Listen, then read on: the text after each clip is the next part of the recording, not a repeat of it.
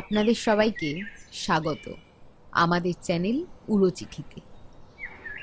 আজকে আপনাদের দেখাবো বেতের গ্রামের আনাচে কানাচে। আগে হ্যাঁ, বেতের গ্রাম, যাকে আমরা জানি লাটপাঞ্চার নামে।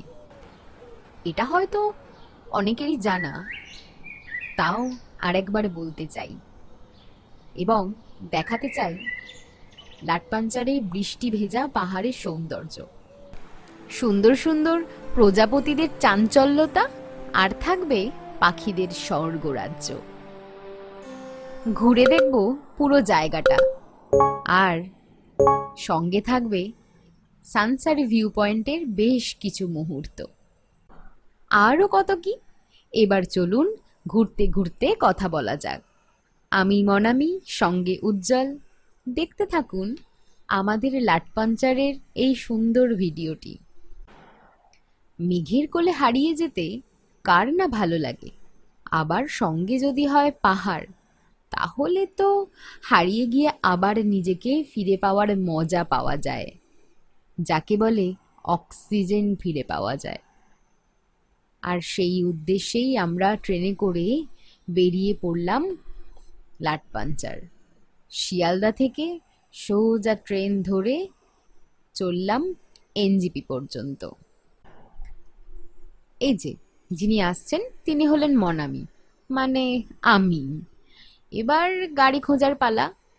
ট্রেন থেকে নেমে আমাদের বুক করা ছিল আগে থেকেই, তাই একটু চারিদিকে গাড়ি খোঁজা, এবং সঙ্গে এই বন্ধুরা যাদের সাথে আমাদের আলাপ ট্রেনেতেই।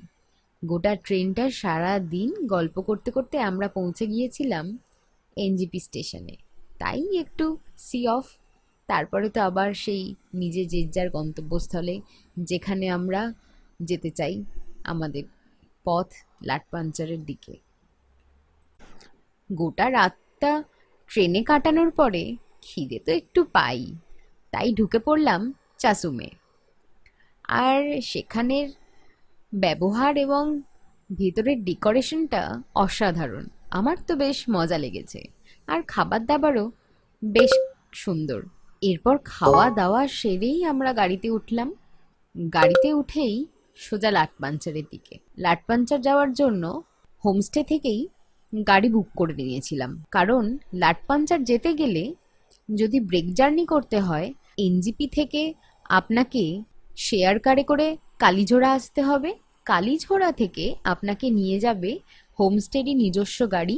সেই গাড়ির ভাড়া পড়বে ১,৫০০ থেকে ১৭০০ টাকা।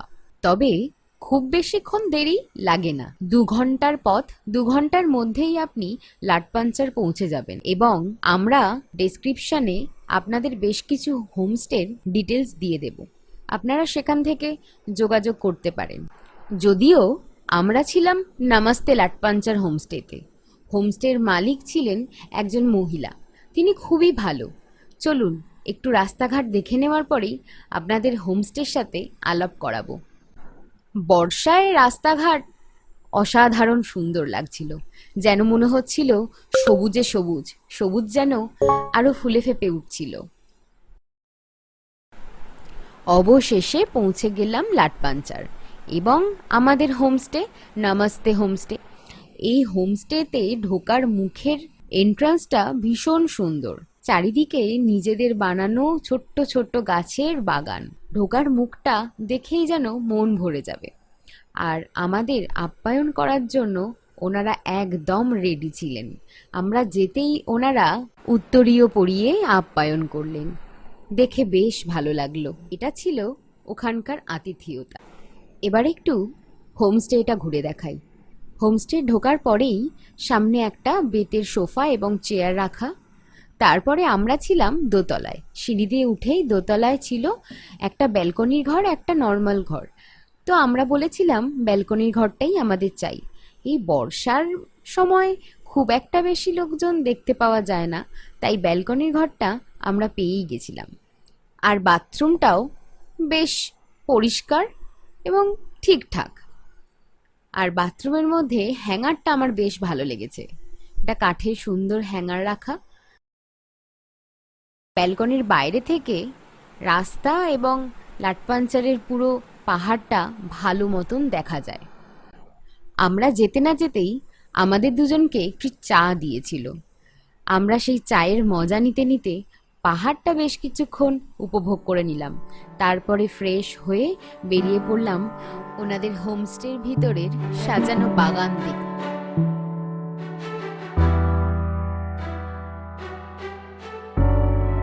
খুব সুন্দর, গোটা হোমস্টেটায় ছোট্ট ছোট্ট গাছে ভর্তি।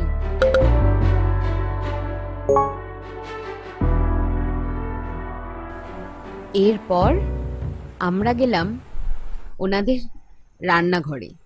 রান্নাঘরটাও ছোটোর মধ্যে বেশ সুন্দর। আর সব থেকে ভালো লাগলো, ওনারা নিজেরাও যেখানে খান সেখানেই আমাদের খাবার পরিবেশন করছেন। ওনাদের খাবার টেবিলে আমরা ওনাদের সাথে একসাথে বসে একদিন খাবার মজাও নিয়েছি। তারপর বেরিয়ে পড়লাম চারপাশটা ঘুরে দেখতে। যদিও বৃষ্টির সময়, এত বৃষ্টি হয়েছে সেই দিন যে কোনো উপায় না হয়ে আমাদের নিজেদেরকেই চারপাশটা ঘুরে দেখতে হলো। এই যে আমি বেরিয়ে পড়লাম সঙ্গে উজ্জ্বলকে নিয়ে। উজ্জ্বল তো ব্যস্ত সারাক্ষণ ফটো তোলা নিয়ে, পাখিদের ফটো তুলতে। আমি আমার মতন পাহাড়টার মজা নিলাম। আপনারাও একটু উপভোগ করুন এই মেঘলা বৃষ্টি পাহাড়ের সৌন্দর্য।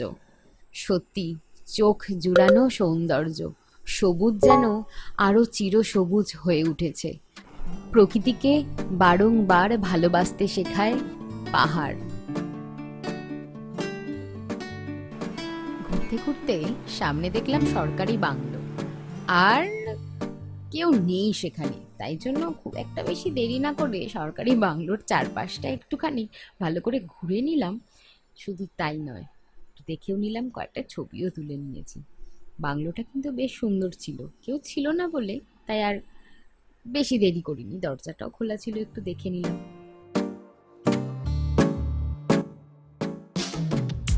বাংলো থেকে হোমস্টেটা খুব একটা বেশি দূরে ছিল না, তাই জন্য বাংলোটা ঘুরে নেওয়ার পরেই সন্ধেবেলা হোমস্টেতে ঢুকেই চা এবং গরম গরম পকোড়ার সঙ্গে নিয়ে ডিনার সেরে ঘুম।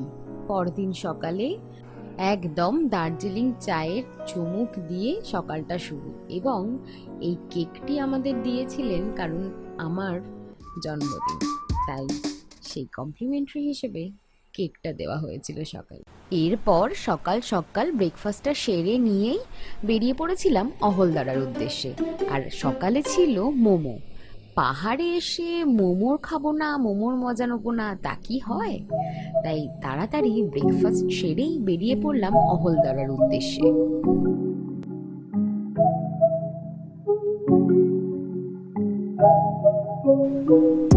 বর্ষার পাহাড়, সবুজে সবুজ, যেন চোখ যেন আরো জুড়িয়ে যায়। আর তার সঙ্গে এত প্রজাপতি রং বেরঙের, দেখে আরো যেন মন প্রাণোচ্ছল হয়ে ওঠে। তাই আপনারাও একটু এই প্রজাপতির মজা নিয়ে নিন।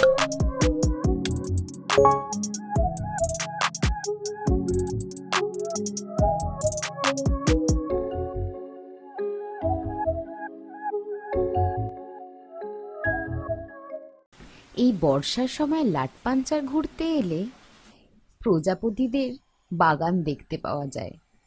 আর আমরাও এই বর্ষাকালে প্রজাপতিদের বাগান দেখে এসেছি।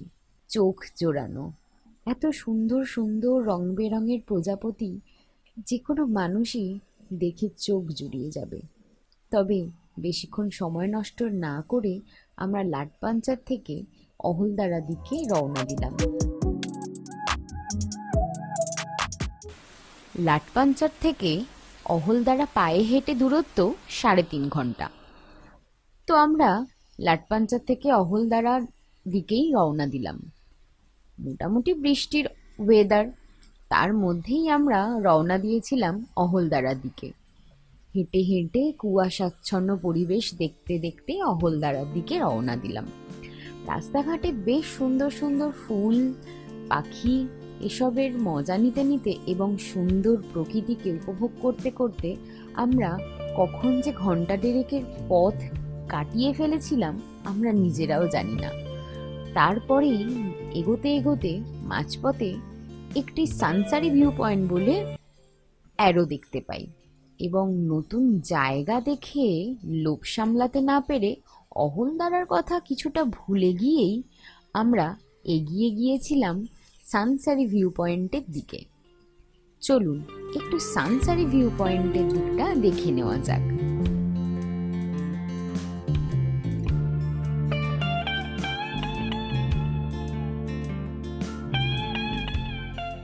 পেয়ে গেছি।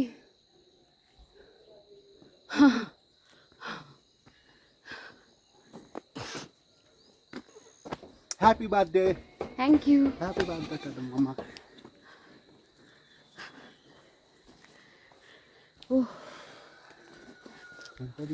অনেকটা রাস্তা। যাওয়ার রাস্তাটা বেশ প্রচুর। অনেকখানি, তবে রাস্তাটা তো নতুন, এখনো পর্যন্ত সেইভাবে রাস্তাটা পরিপক্ক হয়নি, তাই বেশ এবড়ো খেবড়ো রাস্তা।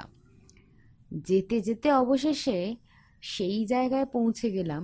দেখে একটু গা ছমছম করছিল ঠিকই, কারণ চারপাশে প্রচুর জঙ্গল আর বাঁশ গাছে ভর্তি, তো তার উপর বৃষ্টি, রাস্তা বেশ পিচ্ছিল ছিল।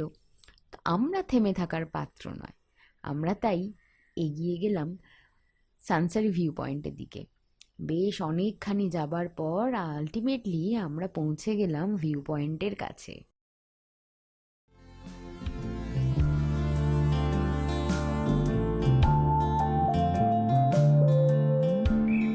ভিউ পয়েন্টটা বেশ অনেকখানি উঁচু, সিঁড়ি করা আছে যদিও, অনেকগুলো সিঁড়ি ভাঙার পর তারপরে গিয়ে পৌঁছতে হবে ভিউ পয়েন্টে। রাস্তাটা বেশ শুনশান, আর ভিউ পয়েন্টে একটা মানুষও নেই, আমরা দুজন ছাড়া কাউকে আমরা দেখতে পাইনি এই ভিউ পয়েন্টে। তবে জায়গাটা কিন্তু সত্যিই খুব সুন্দর।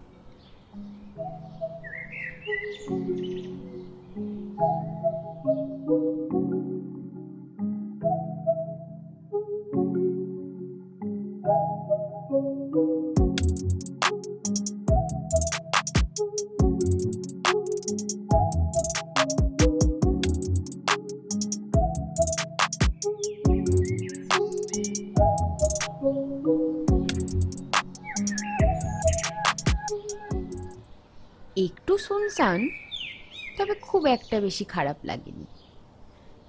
সত্যি জায়গাটা এতটা সুন্দর, ভিউ পয়েন্ট থেকে পুরো লাটপাঞ্চারটা ভালো করে দেখতে পাওয়া যায়। দেখতে দেখতে পৌঁছে গেলাম ভিউ পয়েন্টের দিকে, তবে এখনো তৈরি হচ্ছে ভিউ পয়েন্টটা, এখনো সেইভাবে আসল জায়গাটাকে তৈরি করা হয়নি। তার মধ্যেই আমরা মেঘলা বৃষ্টি ওয়েদারের মজা নিয়ে নিলাম। সাইড দিয়ে একটা ছোট রাস্তা দেখতে পেয়েছিলাম, তাই খুব একটা বেশি দেরি না করে এই তৈরি জায়গার মাঝখান দিয়ে রাস্তাটা খুঁজে নিয়ে আমরা পৌঁছে গেলাম সাইডের একটা ছোট্ট ভিউ পয়েন্টে। মনে হচ্ছিল এটা পুরনো একটা জায়গা, যেখানে কিছু মানুষ আসে, লোকাল লোকজন এসে গল্প আড্ডা দেয়, কিন্তু ভিউ পয়েন্টটা সুন্দর বলে উপরের জায়গাটা তৈরি করা হচ্ছে। তাই আমরাও বেশিক্ষণ দেরি না করে পুরো লাটপাঞ্চারটা উপভোগ করলাম। সত্যি খুব সুন্দর, আপনারাও একটু দেখে নিন জায়গাটা।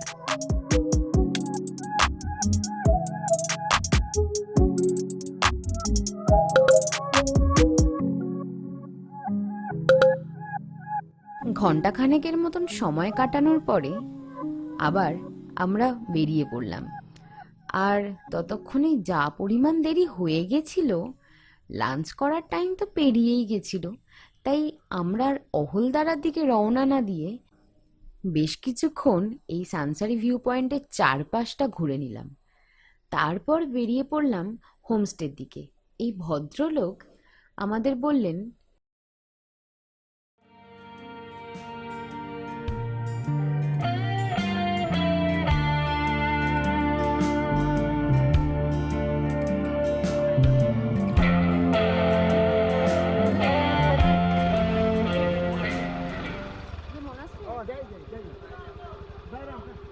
यहाँ कुछ चल रहा है तो शायद चलो।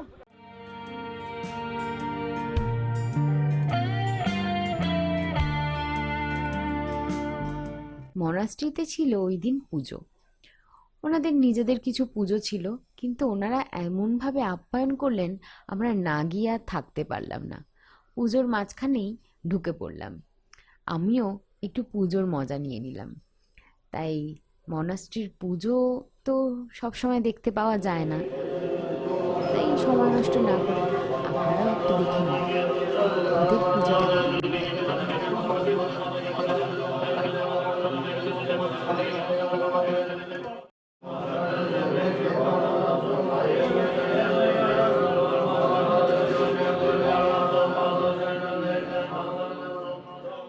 সবাই খুব সুন্দরভাবে পুজো করছে একসাথে।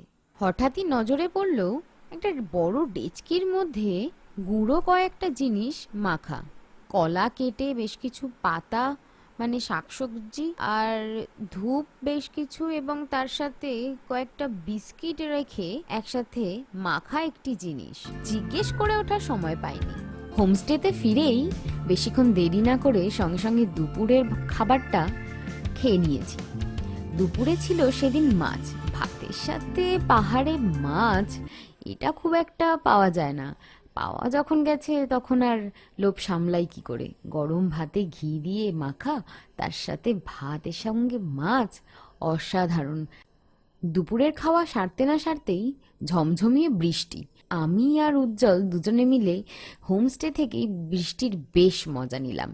এই বৃষ্টির মজা নিতে নিতে বিকেল থেকে কখন সন্ধে গড়িয়ে গেছে বুঝতেই পারিনি। তার সাথে সঙ্গে সঙ্গে চলে এলো চা আর আলুর চপ। আর পাহাড়ে বসে আলুর চপ বেশ মজাদার। এরপর কখন যে সন্ধে গড়িয়ে গেল বুঝতেই পারা গেল না।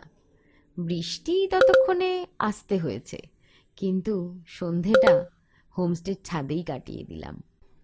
যেহেতু ওই দিন আমার জন্মদিন ছিল, তাই জন্য ওনারা অ্যারেঞ্জ করেছিলেন আমার জন্য কেক কাটিংয়ের একটা জায়গা, এবং এই জায়গাটি ছিল ওনাদেরই থাকার এবং সামনেটা বসার জায়গা। আর এই যে বাচ্চাটিকে দেখছেন, এই বাচ্চাটি এই হোমস্টের যিনি মালিক, যিনি আমাকে উইশ করছেন, ওনার নাতনি, আর পেছনে ওনার মেয়ে। আর কেকটা নিয়ে গিয়েছিল অবশ্যই আমার পতিদেব উজ্জ্বল। আর বেশ ভালোভাবে একটা ওই দিনটাকে আমরা সেলিব্রেট করেছিলাম। জন্মদিনের গল্প নিয়ে ছোট্ট ছোট্ট সুন্দর সুন্দর গল্প সাজিয়ে নিয়ে আজকের গল্প এখানেই শেষ করলাম। তবে ভুলে যাবেন না, পরের দিন সকালে কিন্তু আমাদের রাফার স্নেক গ্রেটার হর্ন দেখতে যাওয়া এবং বেতের গ্রাম গড়ে ওঠার গল্প শোনা বাকি আছে। সঙ্গে থাকুন আমাদের, কিছুদিনের মধ্যেই দ্বিতীয় গল্পটি আসতে চলেছে।